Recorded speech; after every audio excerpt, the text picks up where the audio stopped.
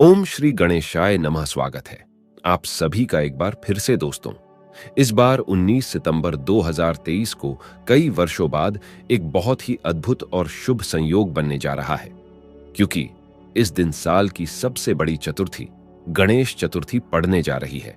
और अगर आप इस दिन गणेश भगवान की मूर्ति स्थापना करते समय या पूजा या व्रत करते समय अगर इन तीन बातों का ध्यान नहीं रखते तो गणेश जी आपसे रुष्ट हो जाएंगे और आपको उनके क्रोध का सामना करना पड़ेगा।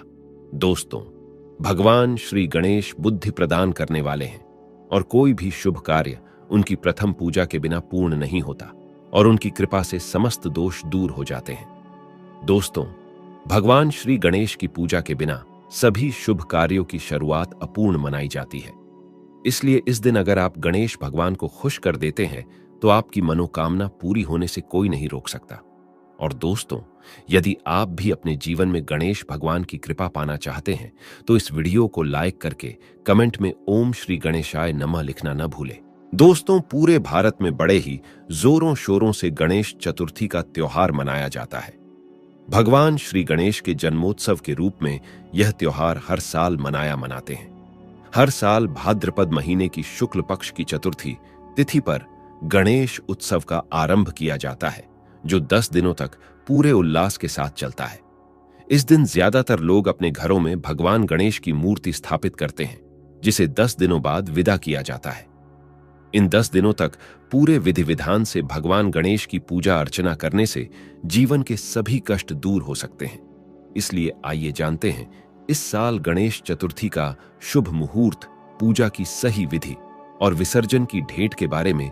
दोस्तों, हिंदू पंचांग के अनुसार 18 सितंबर के दिन गणेश चतुर्थी की शुरुआत दोपहर के समय 2:09 पर होगी, जो 19 सितंबर के दिन दोपहर के 3:13 तक रहने वाली है।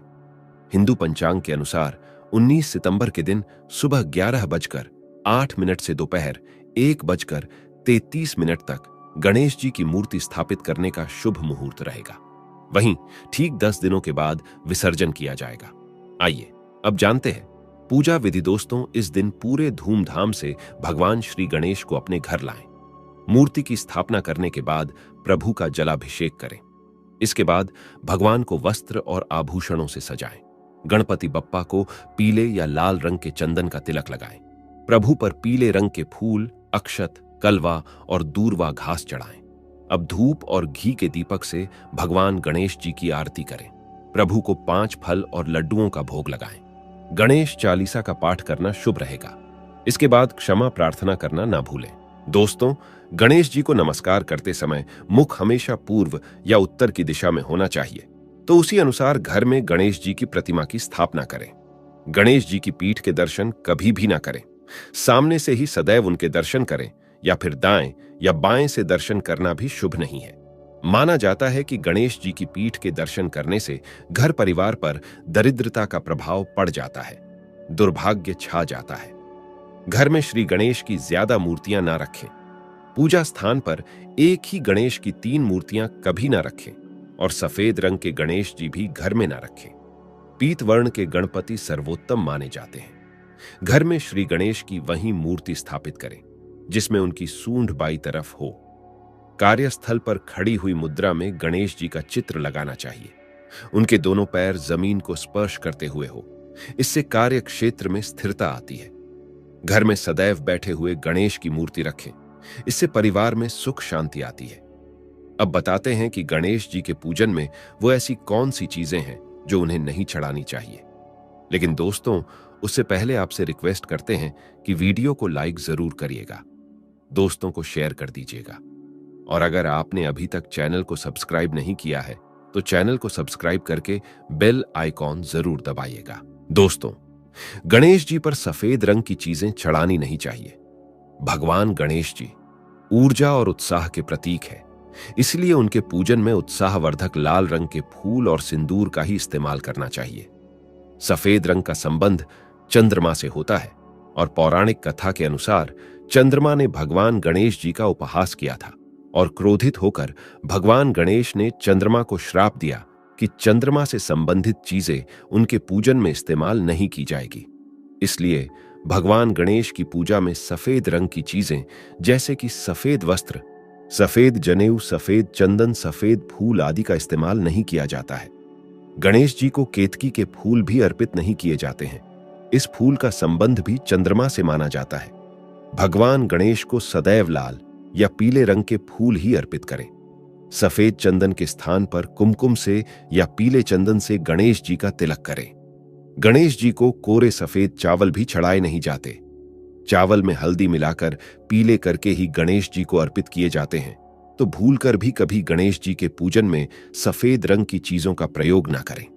अगली चीज है तुलसी। गणेश जी के पूजन में तुलसी का प्रयोग नहीं किया जाता, ना ही उनके भोग में तुलसी पत्र रखा जाता है।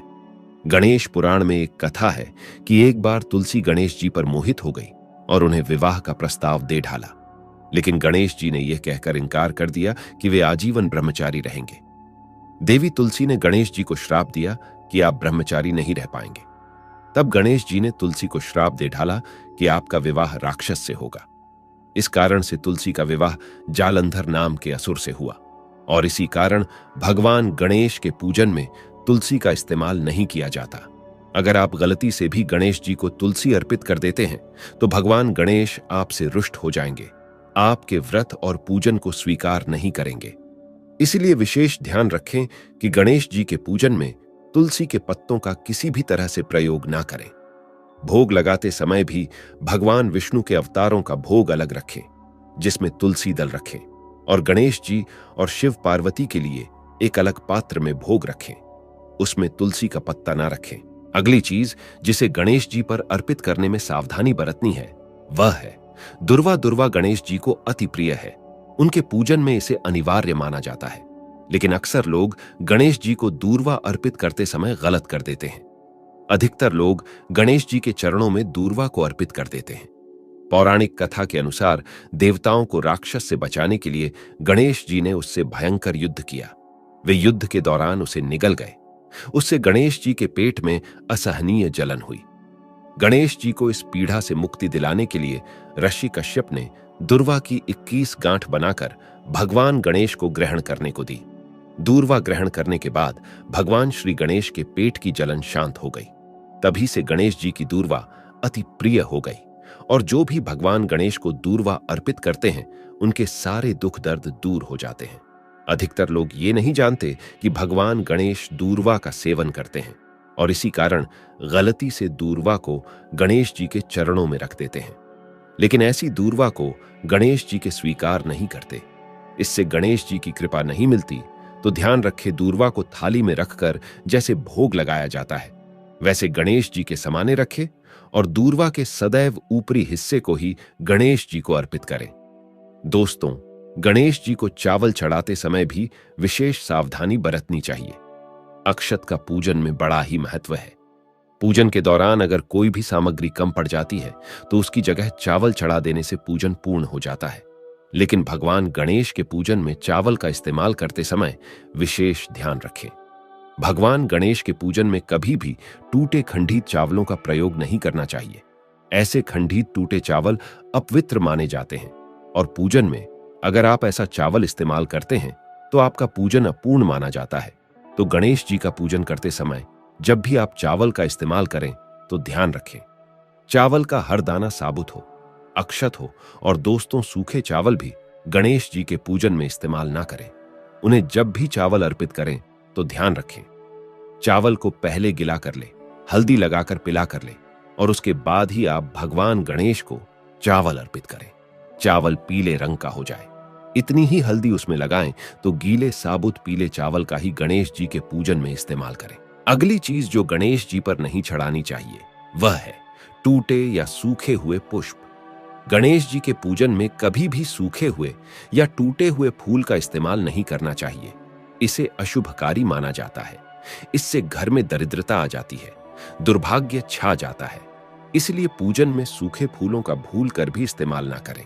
दोस्तों, ये सारी बातों का ध्यान अवश्य रखें और विधिवत तरीके से गणेश जी की उपासना करके सुख कारक फलों की प्राप्ति करें।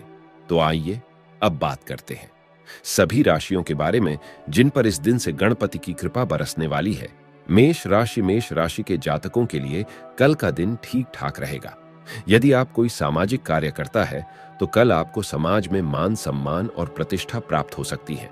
गणेश जी की कृपा से व्यापार करने वालों के लिए कल आपका दिन अच्छा रहेगा। यदि आप पार्टनरशिप में कोई बिजनेस करना चाहते हैं तो आपके लिए बहुत शुभ समय है। आपको व्यापार में लाभ प्राप्त हो सकता है। आपके पार्टनर की मेहनत रंग लाएगी। कल आप अपने जीवन साथी के साथ में बहुत ही मधुरता के साथ रहेंगे। आप अपने जीवन साथी के साथ कहीं बाहर घूमने के लिए भी जा सकते हैं। आपकी पारिवारिक स्थिति की बात करें तो कल आपके परिवार में खुशनुमा माहौल रहेगा। किसी बात को लेकर कल आप बहुत ही खुश रहेंगे। संतान की ओर से आपका मन संतुष्ट रहेगा और जीवन साथी का आपको भरपूर साथ मिलेगा। नौकरी के क्षेत्र में भी आपका दिन अच्छा रहेगा। आपके अधिकारी आपके कार्य से बहुत प्रसन्न रहेंगे और वह आपकी पद में उन्नति कर सकते हैं। सेहत की दृष्टि से भी आपका दिन अच्छा रहेगा, परंतु आप अपने जीवन साथी के स्वास्थ्य का विशेष ध्यान रखें। थोड़ी सी भी परेशानी होने पर चिकित्सक को अवश्य दिखाएं। वृषभ राशि के जातकों के लिए कल का दिन बहुत बढ़िया रहेगा। कल आपके राजकीय क्षेत्र से जुड़े हुए सभी कार्य पूरे होंगे जिनमें आपको लाभ ही प्राप्त होगा।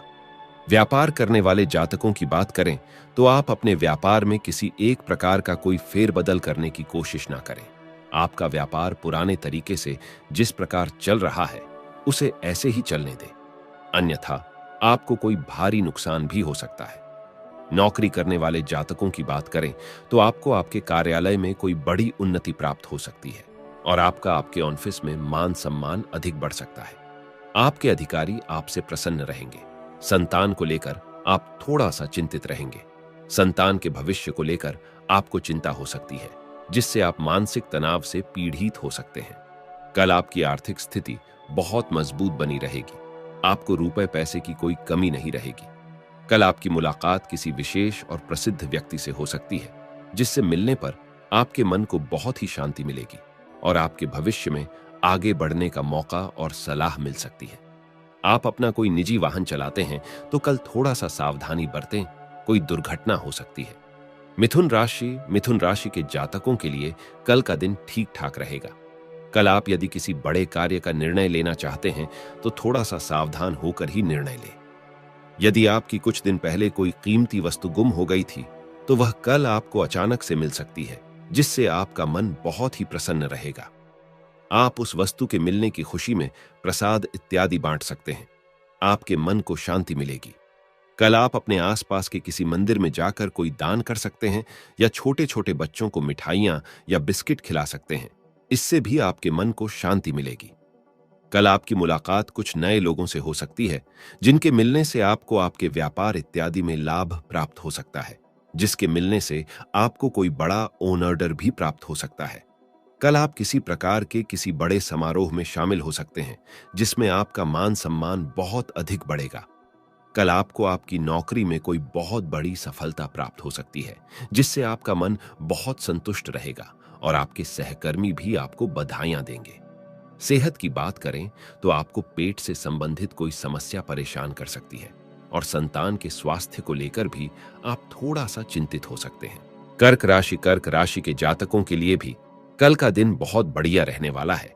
कल आप अधिक धन अर्जित करने के लिए बहुत अधिक मेहनत करेंगे, जिसमें आप कामयाब हो सकते हैं। किसी गलत कार्य को करने से आपकी मान प्रतिष्ठा सब कुछ दांव पर लगी हुई है, इसलिए अपनी मान प्रतिष्ठा को फिर से बचने के लिए आपको अच्छे रास्ते चुनने पड़ेंगे। व्यापार करने वाले जातकों के लिए भी दिन अच्छा रहेगा। आप किसी प्रकार के विशेष प्रोजेक्ट के लिए कच्चा माल खरीदने के लिए लंबी यात्रा भी कर सकते हैं, जिसमें आपको कच्चा माल उचित दामों पर प्राप्त हो सकता है और आपको धन का लाभ भी हो सकता है। विद्यार्थी वर्ग की बात करें तो आप अपनी मेहनत में किसी प्रकार की कोई कमी ना रखें, अन्यथा शिक्षा के क्षेत्र में आपको अनेक परेशानी प्राप्त हो सकती है। इसीलिए आप कड़ी मेहनत करते रहे और आलस का त्याग करें। सेहत की बात करें तो कल आपका स्वास्थ्य एकदम फिट रहेगी। संतान की ओर से भी आपका मन संतुष्ट रहेगा। घर से निकलने से पहले अपने बुजुर्गों का आशीर्वाद अवश्य प्राप्त करें। सिंह राशि के जातकों के लिए कल का दिन थोड़ा सा उथल पुथल वाला रहेगा। आपके मन में किसी बात को लेकर बहुत ही उछल पुथल रहेगी। आप अपने परिवार के लिए आय के नए नए साधन ढूंढते रहते हैं, परंतु आपको अपने आय के साधनों को स्थायी करना होगा, जिससे आप एक ही कार्य को मन लगाकर कर सके और उससे आपको कमाई भी अच्छी होगी। नौकरी करने वाले जातकों की बात करें तो कल आपकी नौकरी में भी थोड़ी सी उथल पुथल हो सकती है, इसीलिए थोड़ा सा धैर्य बनाकर रखें। अपने क्रोध पर काबू रखें, अन्यथा आपकी नौकरी में कोई बड़ी परेशानी आ सकती है। अपने अधिकारियों को प्रसन्न करने की कोशिश करें।